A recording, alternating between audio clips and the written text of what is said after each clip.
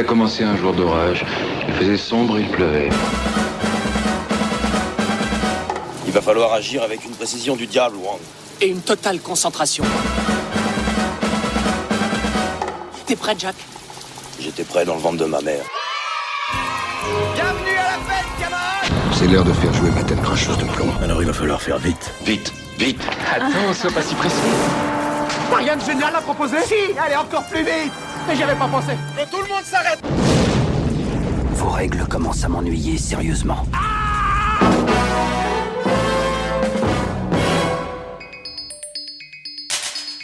Salut à toutes et à tous et bienvenue dans ce nouvel épisode de la Formule Express, de retour à l'écran. Cette fois-ci, je vais vous parler d'un premier film sorti à la fin de l'année 1986, passé plus ou moins inaperçu à sa sortie mais devenu véritablement culte au fil des années. Ce film c'est Kamikaze de Didier Grousset, première production de Luc Besson, avec Michel Galabru, Richard Bohringer et Dominique Lavanant. Kamikaze, c'est l'histoire d'un vieil ingénieur aigri, victime de la tyrannie du jeunisme, qui va mettre au point une machine à dézinguer tout présentateur télé apparaissant en direct au travers de la petite lucarne. Une façon pour lui de se venger, d'engager une croisade contre cette société qu'il a rejetée. Qu'est-ce qui vous amène, mon brave? C'est pour vous. Hein. Enfin, la direction, compression de personnel. Dans ce bureau, ça m'étonnerait. Je suis tout seul. Je dois vous la remettre en main propre. Voilà! Je l'ai reçu en main propre. D'être content? Alors dehors, avant que je vous décapsule la tête. Allez, oust! Allez, oust! Barrez-vous! Un de ces quatre, c'est moi qui vais vous virer! Et ça se saura!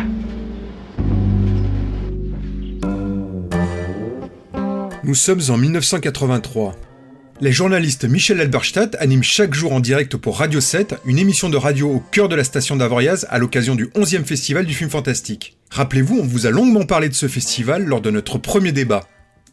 Un jour, à la fin de l'émission, un garçon timide et bien portant, répondant au nom de Luc Besson, entre dans le studio et tend un dossier de presse à la journaliste. Il lui dit « Ceci est le dossier de presse de mon premier film. Il est sélectionné au festival, je viens d'en finir le montage et j'aimerais que vous en parliez dans votre émission avant sa projection. » Michel Halberstadt refuse poliment, ne désirant pas aborder un film qu'elle n'a pas encore vu.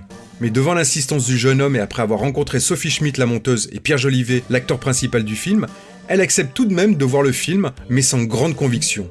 Ce film, c'est Le Dernier Combat. C'est un film d'aventure, d'abord pour moi. C'est un film d'aventure sur un support fantastique. C'est-à-dire qu'on s'est servi du thème fantastique, l'action se situant plus tard dans le futur. Mais je crois que c'est avant tout un film d'action et d'aventure. Les lumières s'éteignent et le dernier combat commence. 1h30 plus tard, Michel Halberstadt est véritablement enthousiasmée. Elle vient de voir un premier film audacieux et maîtrisé qui finira par décrocher 2 prix au palmarès du festival. Une amitié vient de naître entre Besson et Halberstadt. Elle sera d'ailleurs l'une des seules à pouvoir interviewer le jeune cinéaste par la suite. Une amitié qui se consolide lors de la sortie du second film de Besson, Subway, également encensé par la journaliste, un peu comme tout le monde d'ailleurs à l'époque. Le succès du film étant indiscutable, les deux amis décident de fêter ça autour d'une bonne table. Besson demande à Halberstadt « Ça te dirait d'écrire un scénario ?» La journaliste répond par l'affirmative. « Écoute, j'ai un sujet de film, mais je ne veux ni l'écrire, ni le réaliser, ni le produire. Si le sujet te plaît, tu serais partante pour écrire le scénario ?» Halberstadt ne se voit pas refuser. Quelques jours plus tard, Besson raconte son sujet à la journaliste qui est immédiatement emballée. Les deux complices se donnent rendez-vous 2 mois plus tard pour une première version du scénario. Bonjour et merci d'avoir choisi la une. Tout d'abord, un dessin animé Babar fait du ski. Beaucoup trop conne. Les 2 mois d'écriture vont être particulièrement stressants pour Halberstadt, qui découvre la difficulté de l'exercice. Elle parvient tout de même à relever le défi avec 1 semaine d'avance sur la date de présentation prévue initialement. Besson est emballé par ce premier jet, et les deux vont travailler ensemble à le peaufiner pendant 1 mois supplémentaire. Le casting est rapidement choisi et par chance, Galabru, Bohringer et Lavanant acceptent tout de suite de participer au projet. Besson pense alors confier la réalisation à Didier Grousset, son assistant sur Subway. Grousset accepte lui aussi et participe à l'écriture de la version définitive du scénario. Fin décembre 1985, la production de Kamikaze est officiellement lancée. Elle est morte toute seule ou quelqu'un l'a aidée? Dans 10 ans d'autopsie, j'ai jamais vu ça. T'expliques comment? J'explique. J'aimerais mon fils. Tout ce que je sais, c'est qu'elle a un trou dans le ventre. Bah heureusement que tu me montres, hein, parce que je l'aurais pas remarqué sans ça. Un trou de quoi? Pas de traces de poudre, pas d'acide, pas la moindre trace de quoi que ce soit. Je marque quoi dans mon rapport? Mort naturel? Ça va faire louche. T'appelles Esberg et tu lui dis qu'il se démerde avec la balistique. Pour me calculer la trajectoire et la force du projectile qui leur fait se rouler dans le buffet. Mais puisqu'il n'y a pas de projectile. Je sais. Et je veux qu'Esberg il fasse comme si. Je veux savoir d'où il tire. Du dessus, du dessous, derrière. Même si on sait pas avec quoi il tire, on saura toujours d'où il tire. 4 mois supplémentaires vont être nécessaires pour choisir les lieux de tournage, les seconds rôles et les techniciens.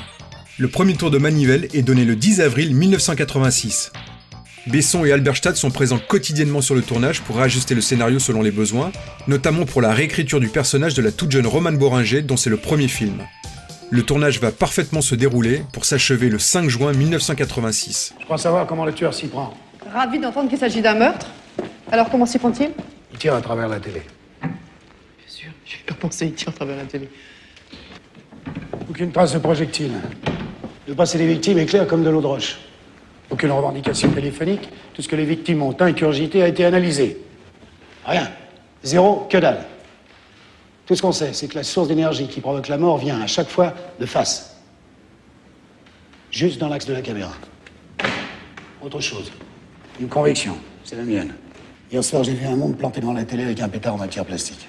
À chaque fois qu'il tirait sur l'écran, un Indien tombait de cheval. Un peu dur à avaler votre histoire de western. Vous avez une autre solution?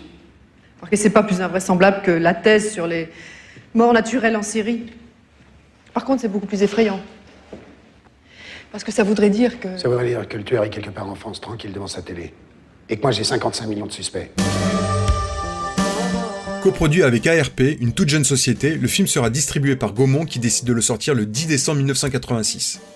L'aura naissante de Besson ne permettra malheureusement pas à Kamikaze de connaître un grand succès, le film ne cumulant au final que 490 000 entrées en fin d'exploitation. Promis à être rapidement oublié, le film connaîtra heureusement une reconnaissance tardive grâce à ses multiples diffusions télé dans les années 90 et deviendra même culte pour certains.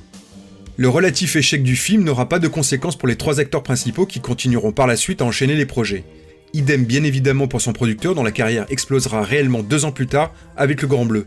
Ce fut plus compliqué pour Didier Grousset qui tournera par la suite un second film, Rendez-vous sur un tas de sable, avec Richard Gottener, passé totalement inaperçu. Ce second échec le condamnera à poursuivre définitivement sa carrière à la télévision. Un charmant paradoxe à la vision de Kamikaze qui dégomme avec une certaine jubilation le petit écran.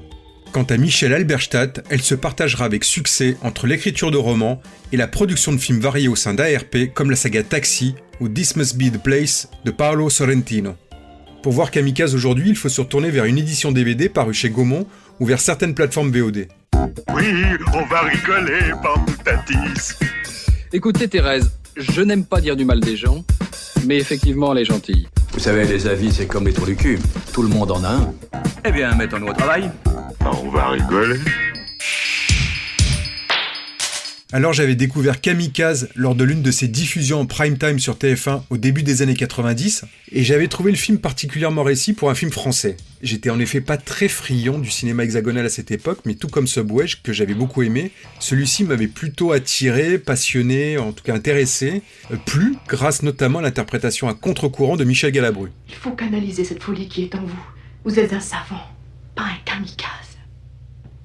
Et le pire... Et si, je suis un kamikaze. Parce qu'elle se retourne contre vous. Gna gna gna gna gna gna gna. Et quand on hait trop la vie et les autres... Comme que les autres. On finit toujours Dès que vous êtes dans cette boîte boîte à images, vous devenez grotesque. Vous faites le plus de mal en ce moment parce que vous êtes seul. Et que vous le resterez, définitivement. C'est ça. On lui dira. Si la présence de Besson à la production se fait plus que sentir, à tel point qu'on peut s'interroger sur la réelle place de Didier Grousset, notamment avec l'utilisation excessive du grand angle, c'est quand même une marque de fabrique de Besson, et l'omniprésence de la musique d'Eric Serra qui fait même une apparition, le film se regarde avec un certain plaisir grâce encore une fois au numéro de Galabru et quelques séquences bien emballées. Bon, il faut tout de même admettre que le film a quand même pris un sacré coup de vieux. Il fleure bon les années 80, Passant visuellement mal les années, c'est un peu le même problème que Subway justement, ou les films de Besson de l'époque, mais quand même grâce à son très bon scénario, un super Galabru et une réalisation plutôt énergique, cette série B à la française reste un divertissement fort plaisant. Ne se privons pas de titiller avec un certain plaisir quelques-uns de nos instincts primaires et sauvages. Parce que oui, c'est pas du côté de Bourringer et de Lavanant qu'on se met, mais bien du côté de Galabru. Parce que quand même, qui n'a jamais rêvé de dégommer un animateur qui nous est antipathique ? Tu te prends pour Dieu?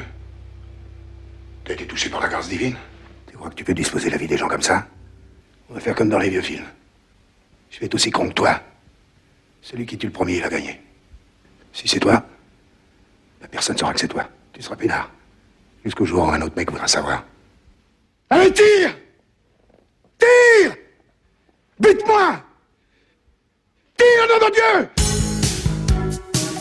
Allez, je vous laisse et je vous donne rendez-vous très très bientôt pour un nouveau numéro de Retour à l'écran express.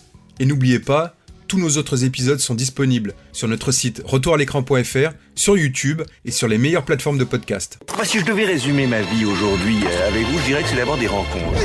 C'est vrai que je ne vis que pour le cinéma. Pour être aimé, il faut être aimable. Vous voulez un chocolat? C'était pas ma guerre. Back and full force. Quelle est votre devise? Je m'appelle Bond. James Bond. Vous délirez totalement là. C'est ça qui permet de voyager à travers le temps. La vie a plus d'imagination que nous. J'espère que je ne vous apprends rien. Vous êtes un mélancolique. Mélancolique, mon cul.